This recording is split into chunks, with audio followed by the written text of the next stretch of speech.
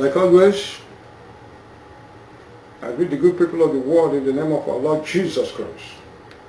The last time I came to you was on July 3rd, 2018, and I promised then to bring the second part of that very powerful revelation that is still reverberating all over the world, which I will present to you now.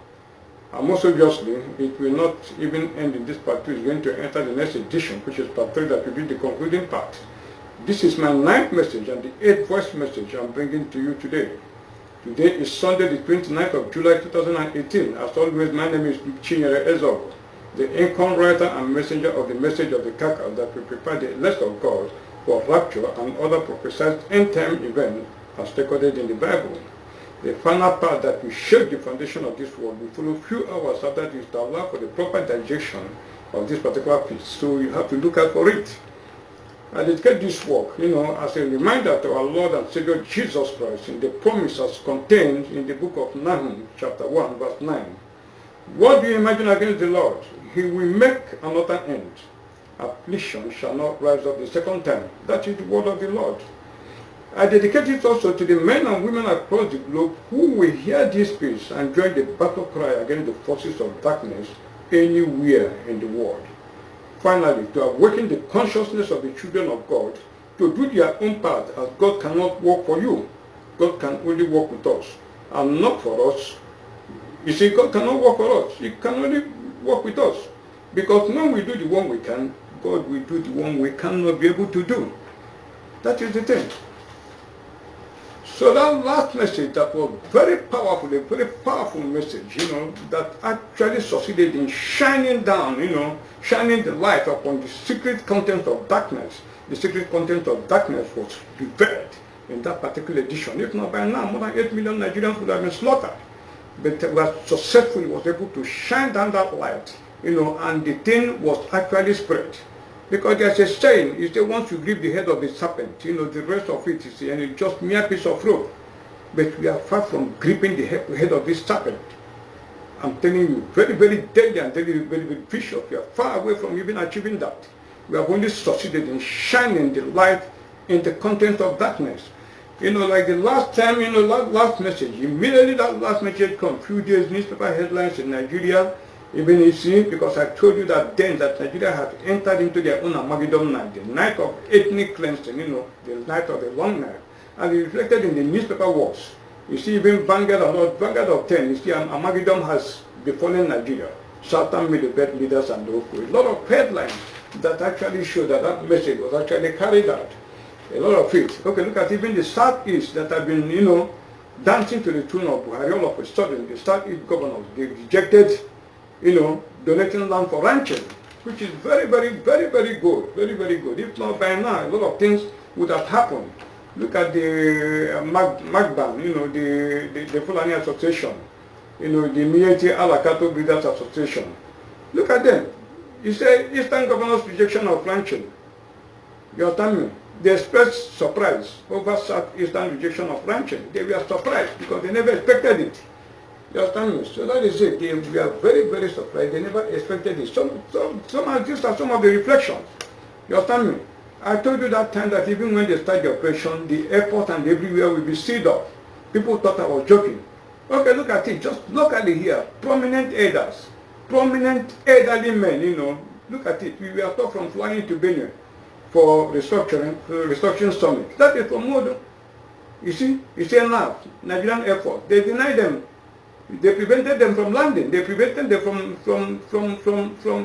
using the airport in Makurdi. Can you imagine?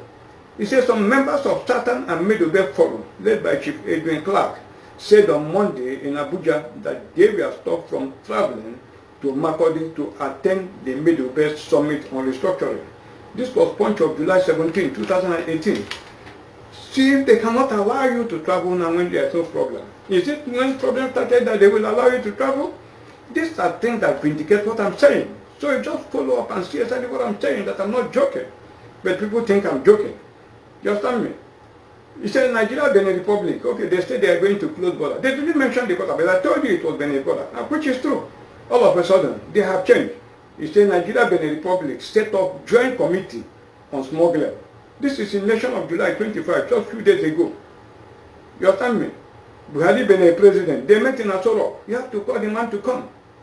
Why? Look at the people that we are shouting. They must close the border. All of a sudden, they are no longer closing the border. They are meeting to form a joint committee to set up against smuggling. Why? Because their secrets have been revealed.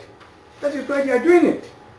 That was what Audiogo was bent on saying, that he must, as a matter of must, close the border. All of a sudden, they are no longer doing it. This is vindication to show you. You understand me? Okay, look at it. Nigeria collapsing. ECA warns. I'm going to read this article for you. This is Sunday, July 25, 2018. It said the Eastern Consultative Assembly on Tuesday raised the alarm that the Nigerian state was on the brink of collapse. Consequently, it has called for the immediate resignation of President Muhammadu Buhari and an apology from him to Nigerians for his alleged misrule. In a statement issued by the ECA Secretary Elliot Ugochukwu Uko, which was a reaction to incidents in Abuja on Tuesday, the body stated that what happened was a clear indication that the country was in the hands of lawless cabal. The statement said, with what happened in Abuja on Tuesday, that is July 24, 2018, it is now clear that Nigeria is in the hands of a restless and heartless junta who do not have any regard for the survival and well-being of the people. We have been abused for 3 years plus by a cabal who clearly are not fit to govern any nation. The total disregard for the sensibilities of the electorate, as more-minded politicians put their parochial agenda above all things, irritate all and sundry, bringing to the fore the big question, can anybody truly love and believe in one Nigeria? When a grossly incompetent cabal engage in infantile intimidation of everybody, embarrassing even the younger generation, they not only disappoint their few remaining supporters, covering their masses in shame, they also justify the desire by decent people to regret finding themselves in the untidy behemoth called Nigeria. ECA further said that the incumbent leadership in Nigeria was not capable of leading the country and should quit without further delay. Maybe the secessionists are not wrong after all. This is no country for anyone to be proud of. General Buhari should resign forthwith and apologize to all before he destroys the future of 198 million abused misrule folks. You see what I mean? And this is exactly what I want to tell you today, exactly what is in Buhari's mind. Total destruction. Total destruction. Total destruction. I'm going to base my message here, and I know why I read this thing in full for you. Because I know some dub me an alarmist. That is what some people think. They can call me an alarmist. Some of them can even say, well, they see me, as one that thinks too much of himself, that thrive in insulting people. While others may yet say, all I do is to run commentaries of already events and give poor analysis of these events to match with my psychotic illness as was sent to me by an angry person responding to my last conversation with you people. You understand me? In this ongoing series, that is what the person said.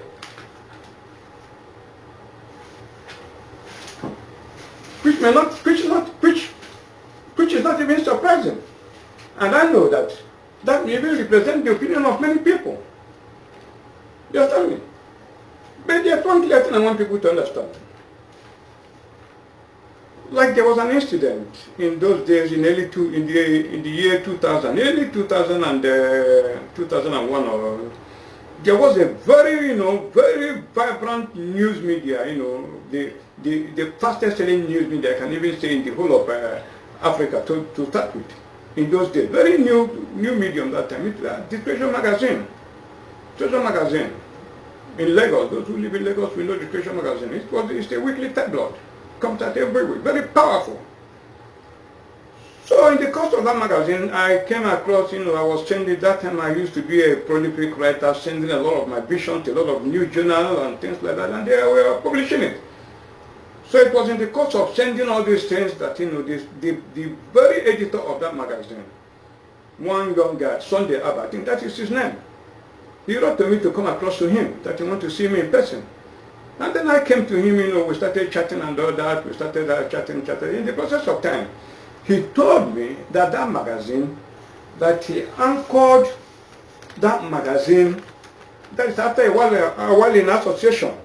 He told me that he anchored the vision on that magazine on 3 young men. 3 young men that you see that have future prospect, that have future vision. I said, why are you telling me this? Who are the 3 young men? If you can tell me. He shake his head and laugh. He said, you're number one in all the 3 young men I'm talking about. I said, Master, he said, yes. He said that I don't know how he regards me. Yes, I mean. He said, he doesn't know how he regards me. That was during the time of, that time, all this Facebook and all that. They are not involved. What used to come then is email. You see, I've been receiving a lot of emails from all over the world, about my write-ups and things like that. Some people are asking him, please, that they want to come and make use of my library to do my research. How do I get my research and all that? And moreover, that I like to put my name as Chinyere, that he wouldn't put my name, that he would like to put Dr. Chinyere, Prophet Chi, anything that I'm merited. I tell my friend, just leave my name the way it is, please. I don't need all those big sounding, high quality titles. I'm just simply Chinyere, it's okay for me. That is my name. See, they were writing him that they should come and that they want to use my library for research, and I said, I don't have library. What I have is just a small. He said, how do I manage to put up everything I put together? That how do I manage to put them? You understand me? That my write-up baffles and shares the word. You understand me? Why? Because they are all sentient presence. That is why my words are stellar. Go to check out my words. I'm telling you, say what the price. And I looked at him. I said, who are the other young girl? He said, the other young person, the other young 2 people. That one is a lawyer. I said, what's his name? He said, his name is Festus Keyamo. That is the president's spokesman, President Muhammadu Buhari's campaign organization's director of strategic communication. That Festus Keyamo. I said, who is the last one? He said, the next one is Femi Fani-Kayode. Those are the 3 people he mentioned. That time, Femi Fani-Kayode was in nobody knows him, and all that. Festus himself was an unknown lawyer, just like all of us. The work of Femi that time was to criticize Obasanjo. That was what he was only doing. Severe criticism of Obasanjo. Then in the process of time, Obasanjo called him and gave him an appointment. From there, he made him a minister. That was how he got his breakthrough. Through that Treasure magazine. In the process of time, Festus Keyamo too, due to the limelight the Treasure magazine has already given to Festus Keyamo. He had his breakthrough when Bolige died, and Frayo, the suspect and all that, had to run to his chamber and that blew him and gave him publicity. That was how Festus Keyamo grew up. You understand me? That was in those early days. So he later called me and said, look at my 2 friends, they have manifested. I said, what's wrong with my own? He said, don't worry yourself, my good friend. That I don't know where I'm going. By the time you will manifest, your own will be the greatest. That was what he said. You understand me? So why am I saying all this? Why I'm saying all this is this. What people are seeing, you think, I am not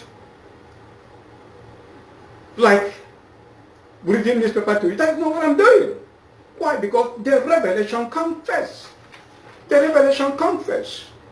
The message I'm going to preach today, like I'm going to tell you what Buhari wants to do. Buhari, I told you that they have made preparation for their jihad, that they're not going to call it back. Buhari is not interested to call that jihad back. What does Buhari want to do? What Buhari wants to do is exactly how Samson in the Bible died. Buhari wants to be a martyr for Islam. That is what Buhari wants to be. Buhari wants to be a martyr for Islam. He wants to die for Islam. Because his brothers are in the bush, Fulanis. There are Fulanis that live in the township. There are the ones that live in the bush and more than the ones that live in the township. And therefore, that these people are suffering too much. They want to give them a homeland. The only way they can give them a homeland is to kill you Christians, remove you, and use those people to replace you. That is what they want to do. That is why you see them when they kill the people, they grab the place, and when you go there, you see different faces you don't know. That is what has been happening on. So Buhari is not calling back the jihad. What Buhari wants to do is to be remembered as a martyr for his people. The jihad is going to go on. Immediately after the meeting, as I'm telling you, that meeting is going to hold, is holding on 30th already. Monday, it's story.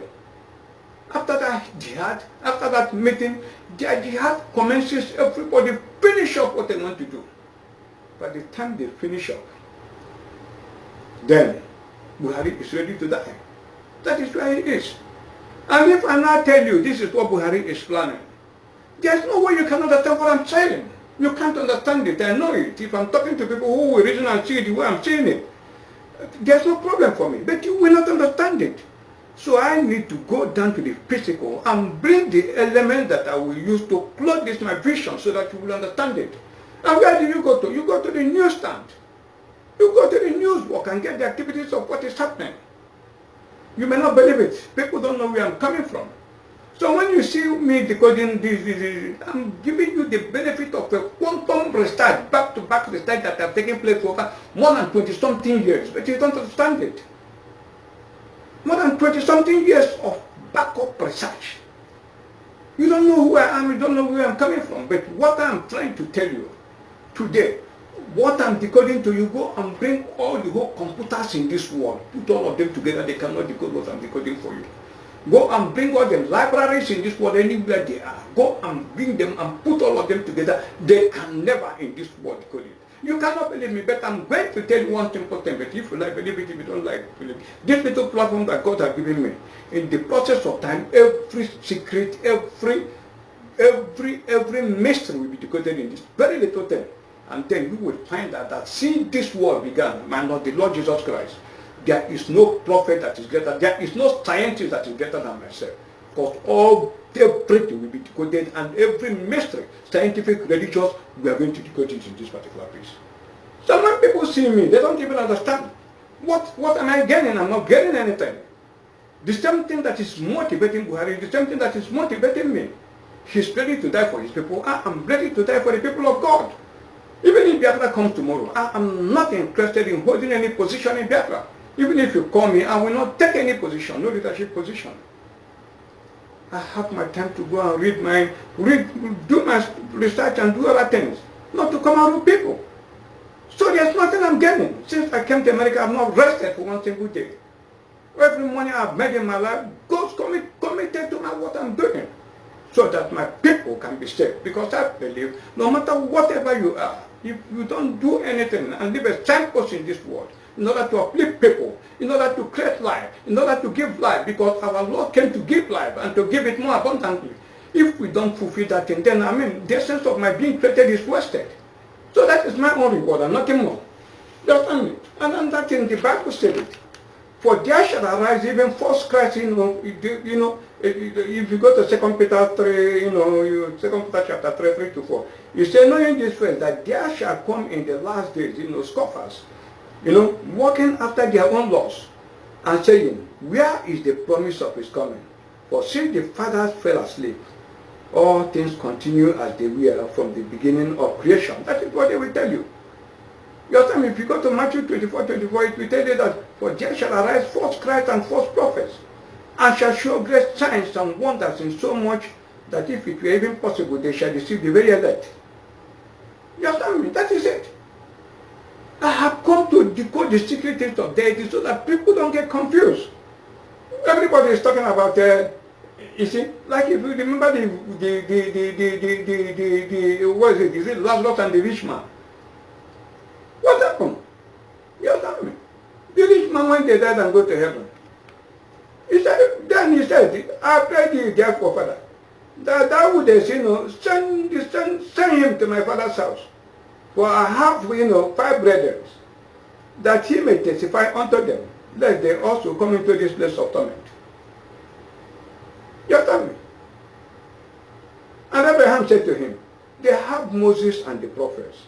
Let them hear them. And he said, nay, Father Abraham, but if one went unto them from the dead, they will repent. And he said unto him, if they hear not Moses and the prophet, neither will they be persuaded, though one rose from the dead. That is in Luke. Go to Luke, you find it. Luke 16, you find it. That the rich young man and Lazarus. what I'm trying to tell you is you have to follow on to this message. If you miss it, you have missed it. You understand me? You missed it, you have missed it, and that is for nothing again. If you don't believe me, you cannot believe any other person. You understand me? You got to tell that person, Serena, I told you about last time. He said, for when they shall say peace and safety, then sudden destruction cometh upon them, and travel upon a woman with child, and they shall not escape it. You don't understand what it means. People talk about rapture. What will bring rapture? What is rapture? What brings rapture? Rapture may not even be a phenomenon that will happen all over the world. You understand me? It may not be a phenomenon of all over the world. What brings rapture? Take the Nigerian scenario, for example. Complacency of the Nigerian state. They see danger in their front. They don't relax. They don't care about it. They don't very careless and nonchalant about it. We have to change their service chiefs and all that. They don't care. Nobody is prepared to do anything. They leave him. Then all of a sudden the brutal killings will start. There are those in their heart who believe but who cannot help the situation. That is the rapture I see in the fly away. But people don't understand. Look at it. Buhari said only evil-minded people will say, I am not doing anything about the killings. That is what he said. You are going to see whether he's an evil-minded man or not. Look at it. Look at his brother. 2019. I don't foresee life at the end of the tunnel. That is Balarabe Musa. It's in Vanguard of July 22, 2018. I'm going to read it. It says, Alhaji Balarabe Musa is the former governor of Old Kaduna State. The veteran politician of leftist tendency in this interview bear his mind in the state of the nation. Question: how do you see the state of killings in Nigeria? Musa: the latest killing in Sokoto proved that it is a nationwide problem. It is not a regional problem. Neither is it a product of Boko Haram insurgency, or herdsmen, or ethnic or religious-based cleansing. Every reasonable person should know that we have aspects of insecurity in every part of Nigeria. The killing is done in such a sophisticated manner that you cannot trace it to an aggrieved community or group of people. It is well planned, articulated, and executed. That is what is going on. So what is to be done? That is the next question. What is to be done? The killings continues. Why the federal government insists it is doing its best to arrest the situation? That's what the question they're asking. And look at his response.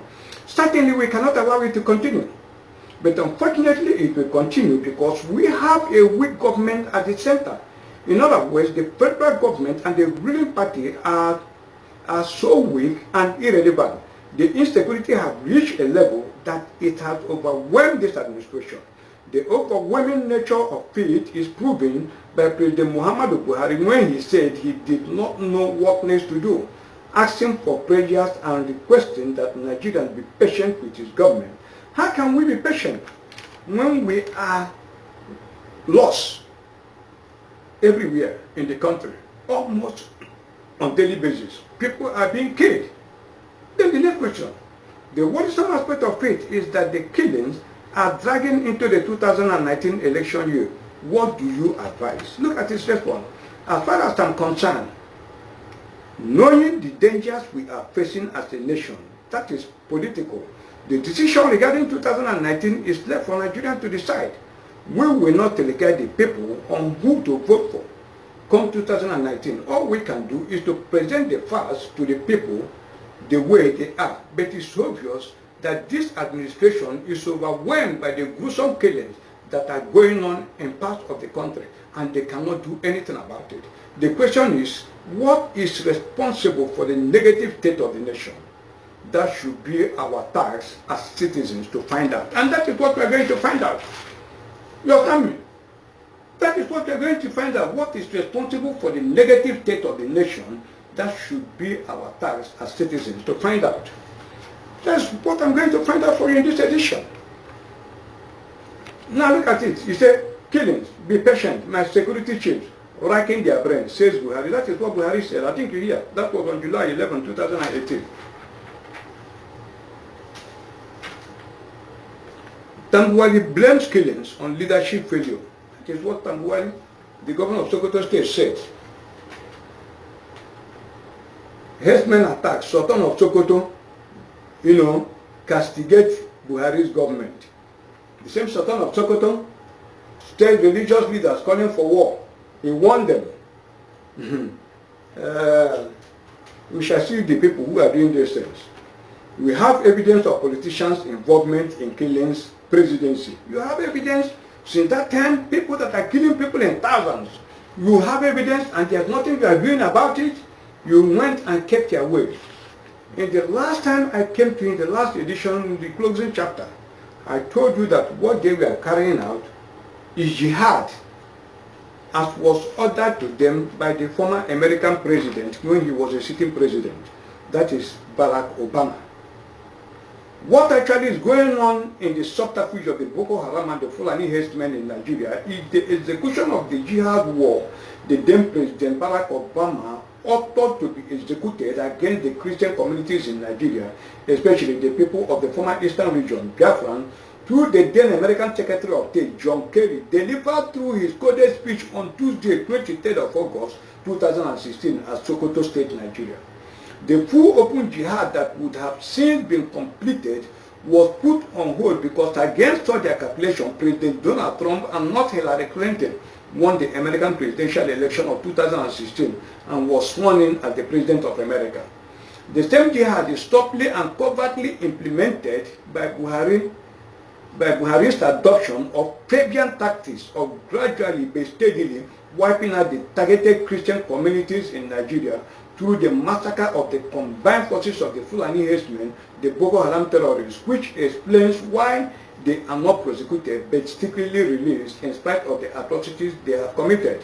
This is equally the main reason why Buhari was forcefully seeking for the establishment of cattle colonies when he aggressively resisted by predominantly Christian states in Nigeria, reverted to the establishment of ranches all over the country to give the militant jihadists masquerading as salesmen direct base in the homeland of their targets to make it easier for their targets when their main jihad becomes very obvious, to make it easier for them to wipe out their targets. You understand me? Now, let me prove what I'm trying to tell you about Barack Obama. I will show you where the jihad was ordered. I want the whole world to listen and see exactly what is happening. The speech of John Kerry,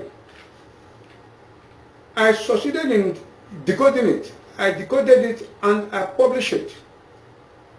You understand me? I published it in 2016, even though it didn't go for that time. I decoded it in December of 2016.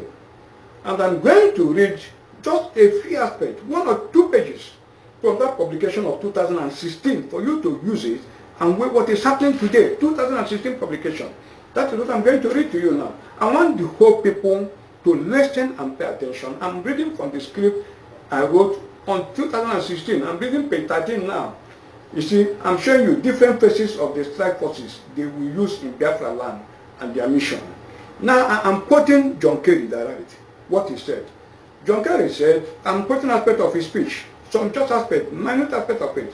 Now, certainly, northeastern Nigeria is not the only region that is plagued by violent extremism. And sadly, Boko Haram isn't the only terrorist group that we face in the world today. Now, I'm going to give you an interpretation of that. It means that Nigeria is not the only country in the world where they are facing this kind of challenges, and that Boko Haram they established in Nigeria to handle this particular Nigerian challenge is not the only terror group they have established to deal with similar situations in other parts of the country. I told you that it was America that established, that it was them that created Boko Haram and ISIS and all this. I told you a long time ago. Now, I'm quoting him again. Just listen to his quote. Get that speech. Google it and get it from the internet. Take this part. You look at his quote and you look at my decoding. The same way I did with the last edition. He said, early this year, an Islamic militant group linked to Al-Qaeda killed 30 people when they bombed a hotel in Burkina Faso. Over the first 6 months of 2016, the Lord's Resistance Army abducted more than 500 people, mostly in the Central African Republic and the Democratic Republic of Congo.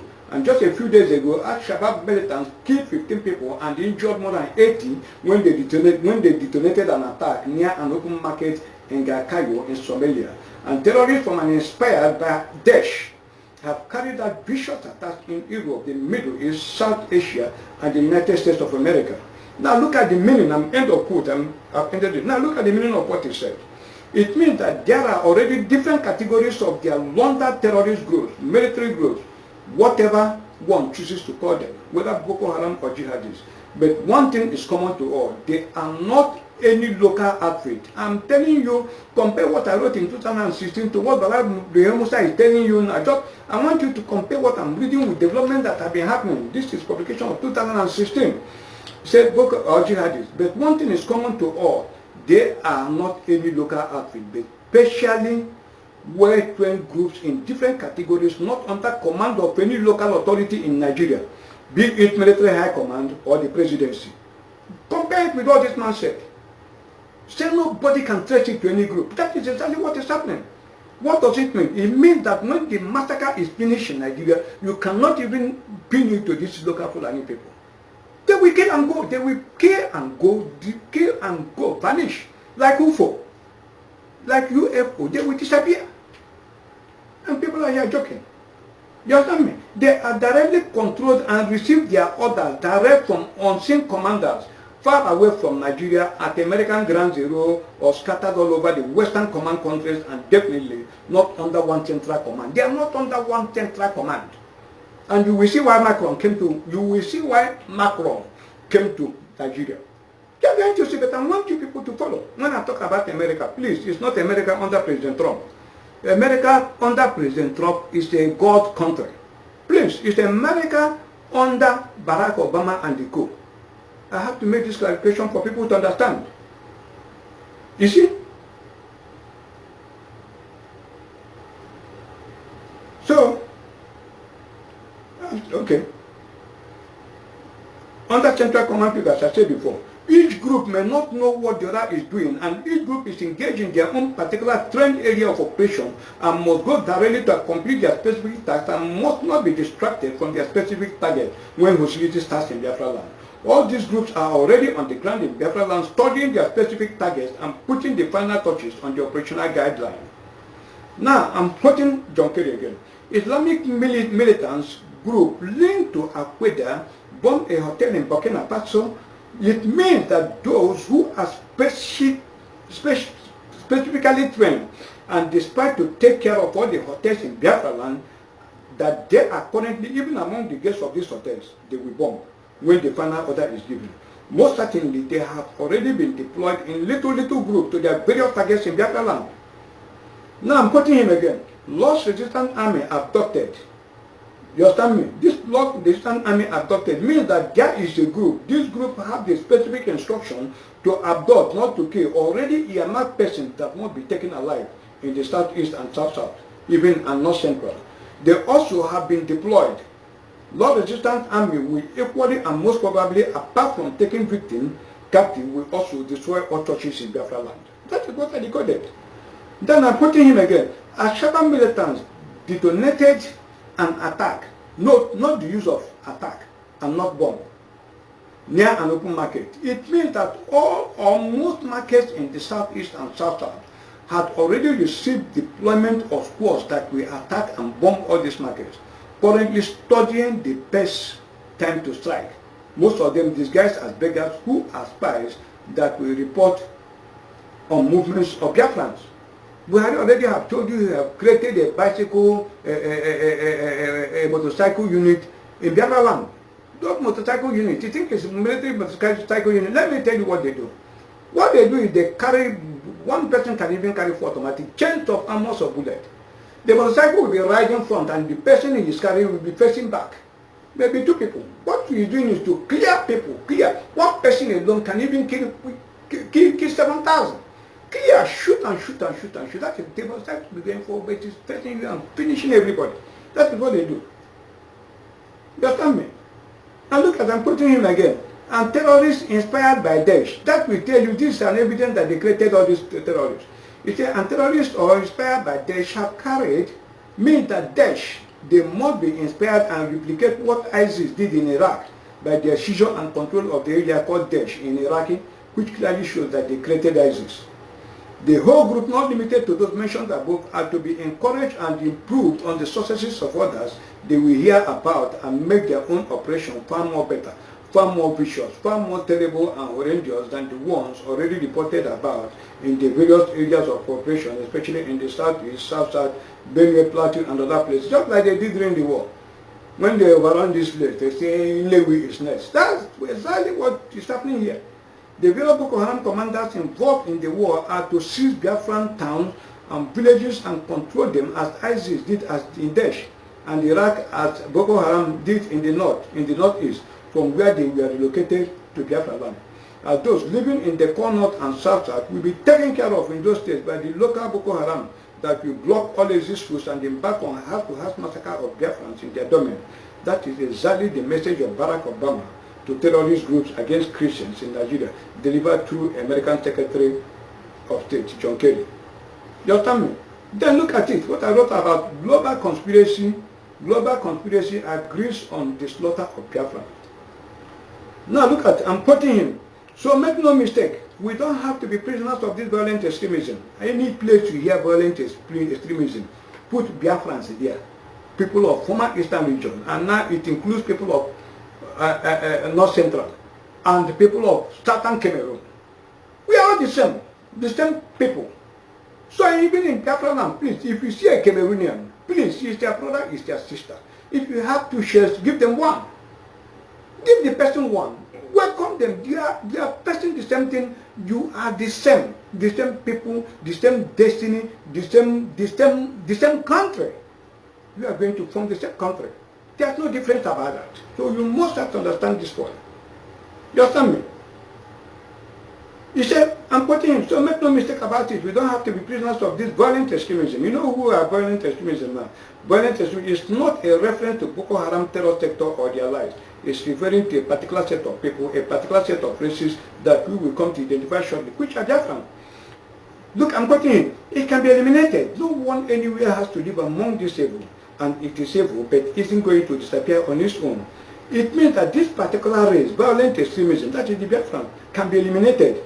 No one anywhere has to live. Means this particular race are evil, and there is a united global call for their elimination from the surface of the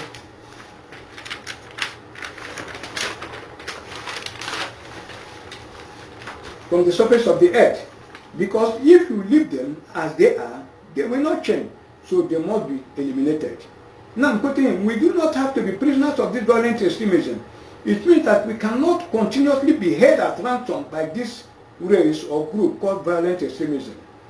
You understand me? Now, American government declared jihad on the former eastern region of Nigeria. Listen to his speech. And that is something that is eminent. The Sultan understands better than anybody as he preaches tolerance and brings interfaith groups together in order to do the hard work of pushing back against extremism.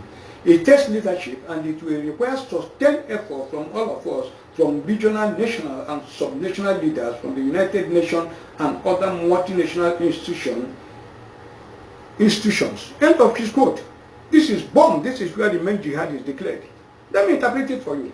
What this man said literally is, but before I interpret it, let me tell you one thing. It is instructive to know that around the middle of July 2016, Sokoto State, the seat of the Caliphate, attained yet another milestone in the Islamic world, following the decision by the Muslim World League, an international non-governmental Islamic organization based in Mecca, to locate their regional headquarters in Africa to Sokoto State.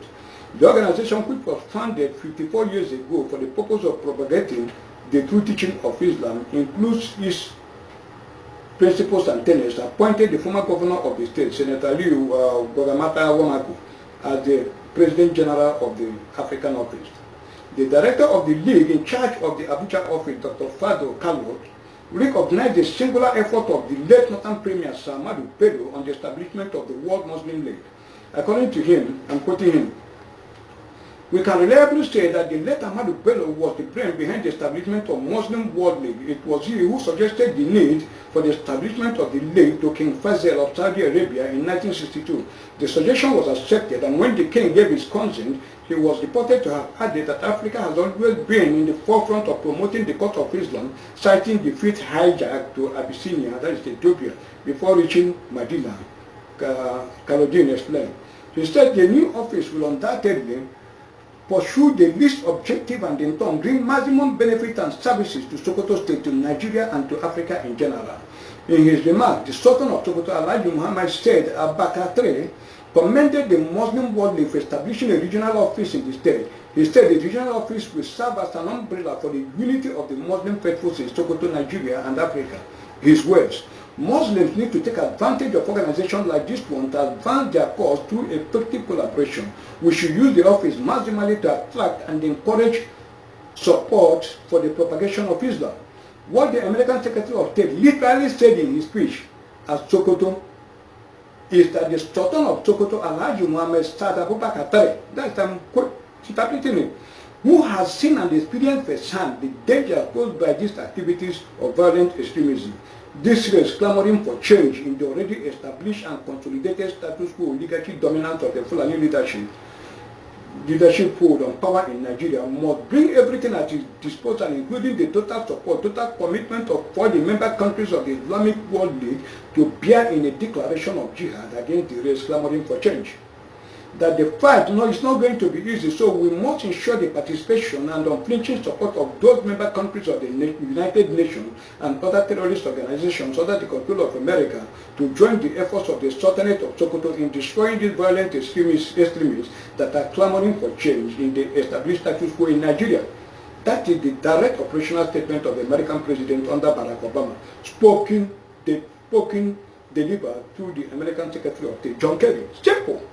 Now I'm quoting him again. It will take a great effort, that is John Kerry I'm quoting, it will take a great effort by law enforcement and civil society, and I want you to know today that the United States is deeply committed to this effort, including by helping our partners to be able to build counter-terrorism capacity. That is why at the State Department we introduced a countering violent extremism strategy earlier this year, and it is why we are working so hard to implement it. Though I might add, you all are already under the leadership of the governor, and the Sultan is already engaged in their own country violent extremism effort. End of quote of him. Now I'm interpreting it. This clearly shows that there is nothing like a national security agency in relation to the armed forces in Nigeria, as they have become an instrument in the hands of a demented leader with international support to use the compromised security agencies for the complete extermination of a targeted race, group of people within its domain, in partnership with both local and international level organizations that will work in tandem with them in raising false accusations and propaganda against the targeted race to justify their elimination, or, as in the case of the race involved in this discourse, deny that such things never occurred. The government of the United States of America, through its Secretary of State, John Kerry, literally said that this issue of dealing with this case of violent extremism is not a joking matter at all, as long as the United States of America is concerned. It is of the highest top priority rating to Americans.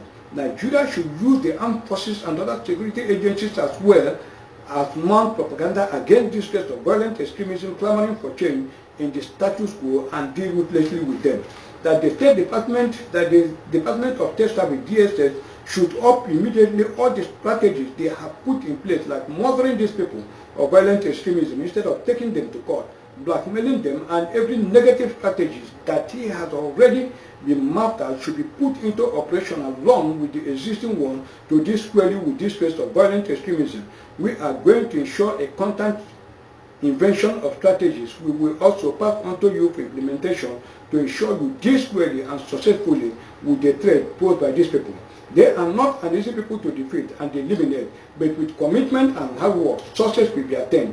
Just as we at the international level are doing our own, the security agencies with our cooperation are doing their own, including the DSS, the Sultan of Sokoto, and the governors at the political, religion, and civil talk, will increase their already mapped out negative acts against these people, like blasphemy, killing, and so on and so forth, should be increased against this rate in order to have a cover for their killings.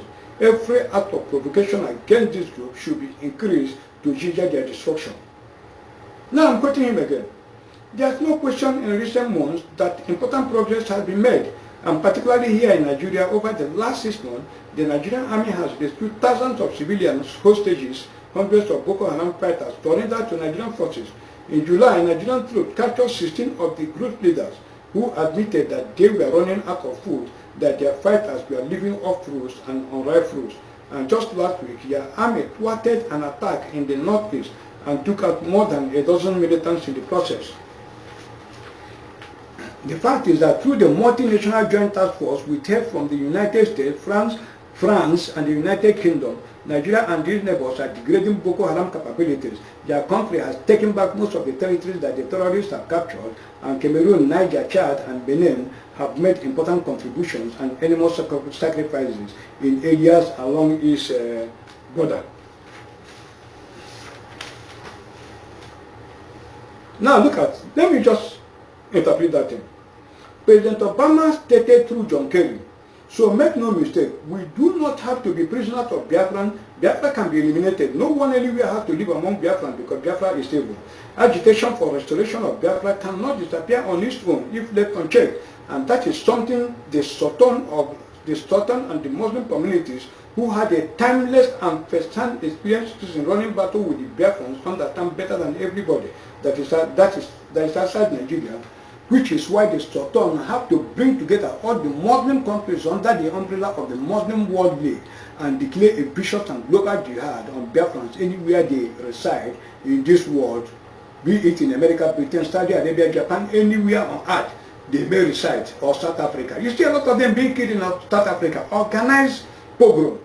Jordan, Dubai, just anywhere they can be found, because it is not going to be easy, and we need to be well coordinated, controlled, and under a strong leadership, which is why you, Sultan of Sokoto, Alhaji Saad Abubakar, has been appointed to lead the jihad against Biafra, more so because you understand the terrain more than anyone else and have been having a running battle with this Biafran since the time of your great-grandfather. And most importantly, it is happening in their own country and treating their own inheritance bequeathed solidly to you and your generations after you forever by your great-great-grandfathers. And as such, you have the greatest stake in this matter. And the same blood that flows in the vein of your great and great-grandfather that for these people is flowing in you, that will enable you, Sultan of Sokoto, conquer and bequeath this country, flowing with milk and honey to your future generations as they did for you.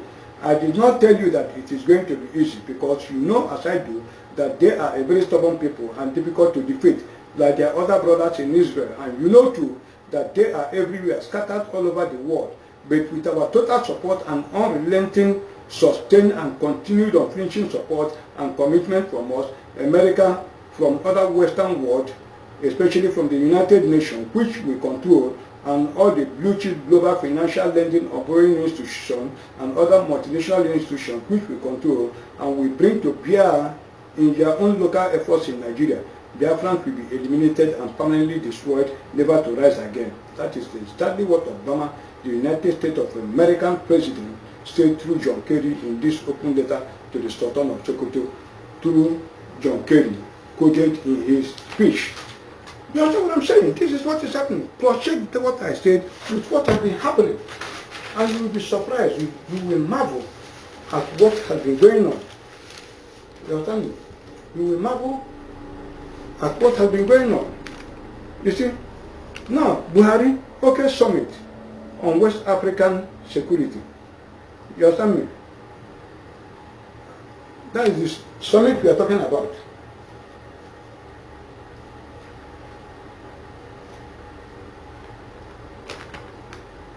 Let me read it. President Muhammadu Buhari has lauded the proposal for a security summit between members of Economic Community of West African States, ECOWAS, and countries of Economic Community of Central African States. This is June 29, 2018. Receiving ECOWAS chairman and president of Togo, Farouk Gassembwe, in Katsina on Friday, Buhari emphasized that terrorism now transcends international boundaries, and no country can combat the scourge alone. We need to team up to fight common enemies. Terrorists in whatever form are enemies of humanity, and no effort must be spared to protect our people. I will always support anything that is meant to enhance security in our region instead. A press statement issued by presidential spokesman Femi Adesina said the ECOWAS chairman, in answer to a question on what the sub-regional body could do to help Nigeria with the problem of clashes between herders and farmers, responded that the problem was not peculiar to Nigeria, but is common to a number of countries, including his own. It is not a religious or ethnic problem, and must not be misconceived as such.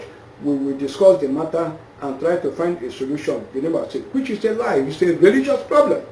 You understand me? Meanwhile, President Buhari will on Saturday embark on an official visit to Nouakchott, that is Mauritania, to attend the 31st ordinary session of the African Union, AU, Assembly of Heads of State and Government from June 30th to July 2nd, 2018. In his capacity as the leader of the AU Team of the Year, winning the fight against corruption, a sustainable path to Africa's transformation, the President will make introductory remarks and presentation on the theme.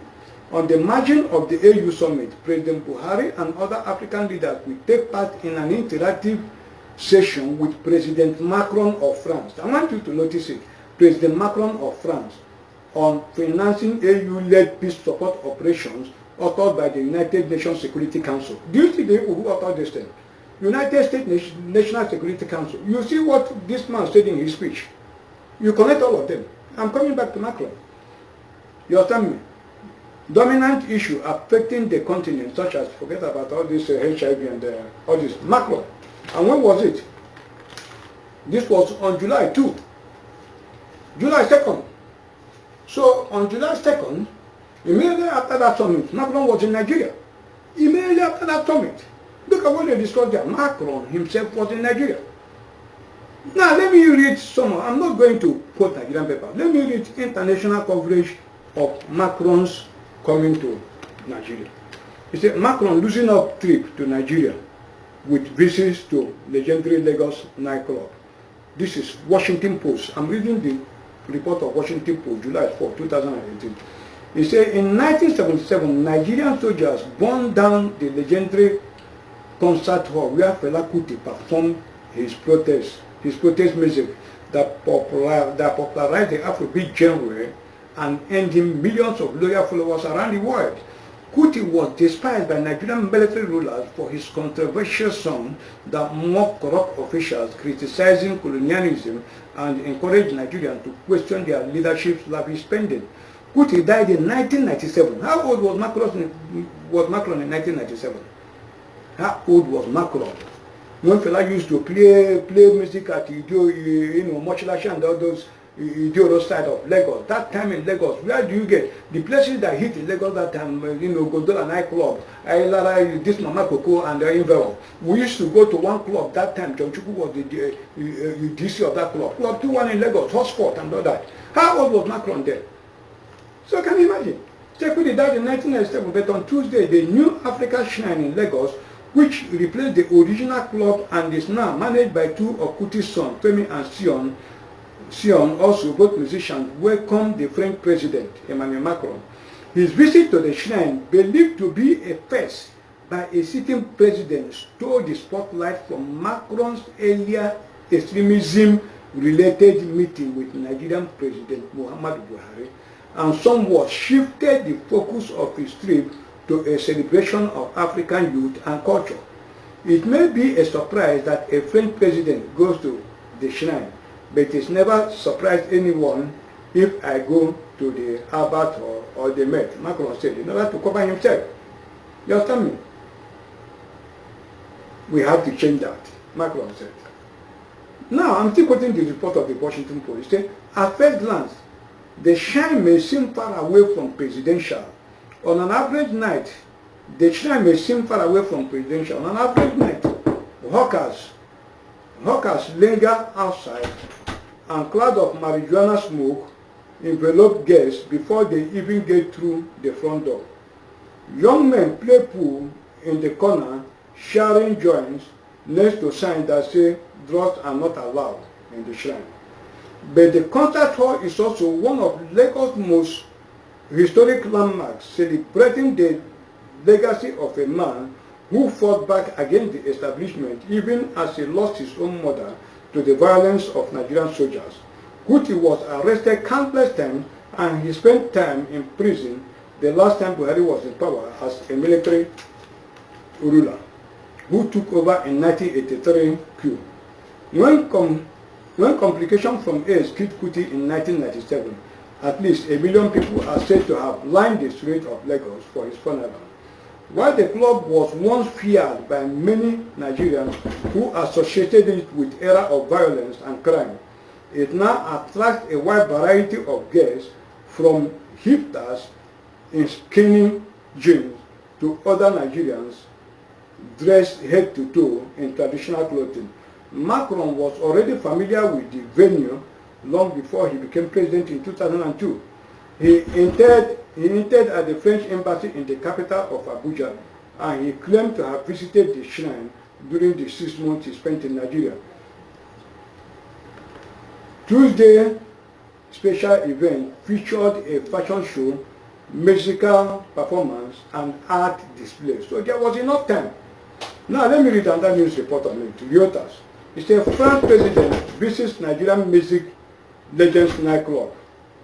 France president on Tuesday visited a nightclub founded by legendary Afrobeat star Fela Kuti, which has a reputation as a hedonistic haven filled with frenetic music, scantily clad podium dancers, and the stench of marijuana smoke. Emmanuel Macron arrived at the famous venue in the Nigerian city of Lagos just hours after holding talks with President Muhammadu Buhari in the capital, Abuja, at the start of a 2-day visit to the West African country. During the news conference, he stated his commitment to helping the fight against Islamist terrorists in the northeast before embarking on the hour-long flight to Lagos to visit the new African shrine. Now look at CNN report of the same incident.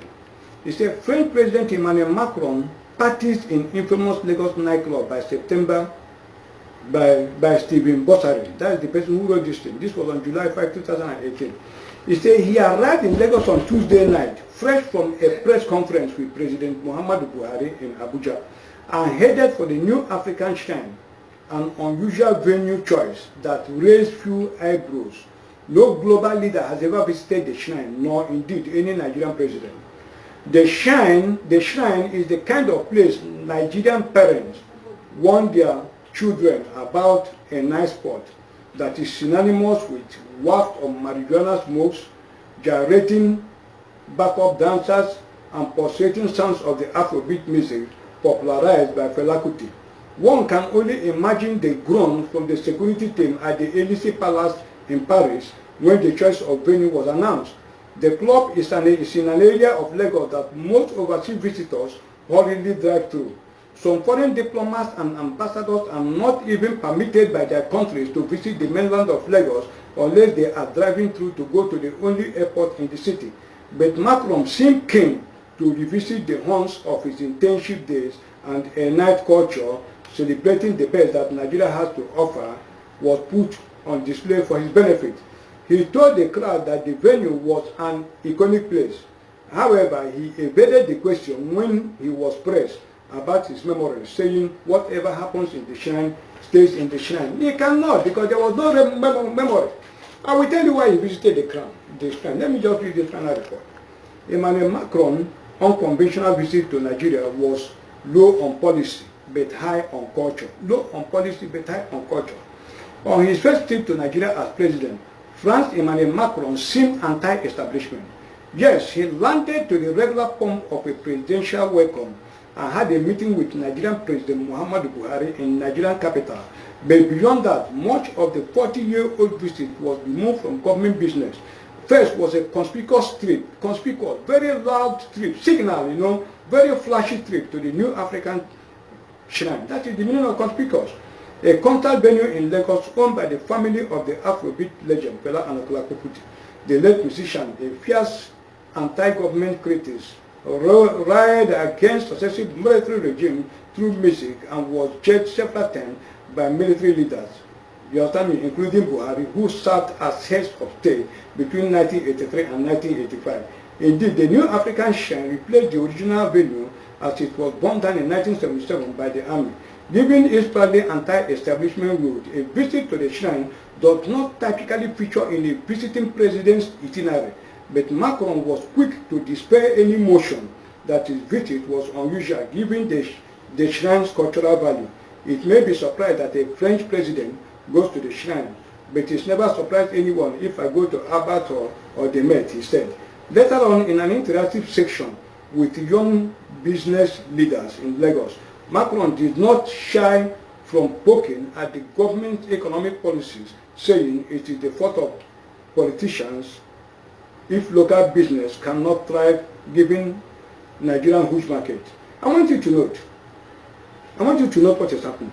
Note, the Young Business Leaders or Local Entrepreneurs Interactive Session was hosted by Tony Elumelu Foundation. Go and cross-check Tony Elumelu Foundation with the Dangotes and so on and so forth, prime members of Clinton Foundation. That is the anti-climate forces. The same thing that John Kerry's visit to Nigeria on 23rd of August 2017 landed in Abuja immediately and went straight to Sokoto, where he delivered his speech. Go and meet it. It is still the same people where he delivered his teaching or discussing counter-terrorism and that. You understand me? Go and look at the people he met. He said he met with a group of adolescent girls moving to change communities' perception. That is the science and technology, engineering, mathematics. They always mathematics girls coming under one cover or the other. All go with the same thing. Go and look at it, they will shut the border. Speaking with youth in a leadership, forum, leadership clinic under the auspices of the Nation International. You understand me? Just go and look at it. Why did Macron go to the shrine? It was the only place all these slaughtered commanders of Boko Haram meeting place, introduction. That was the only reason he went there. Macron did not visit Nigeria. He did not. He just came straight for that introduction. That was what happened. I will stop here. I'm going to follow again the next one. You hear? I will just stop here. Let me just stop here immediately so that I don't waste time. I'm coming again to follow up. So this is where this one ended. So I'm stopping here.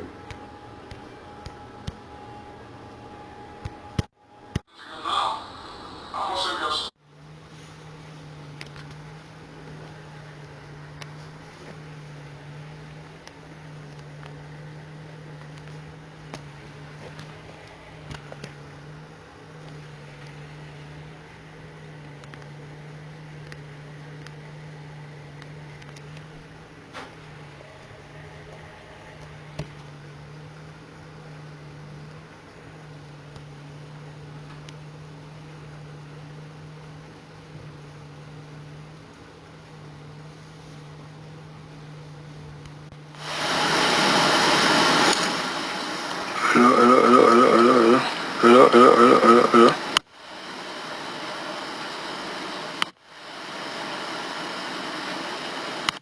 Hello, coming to see what we can do.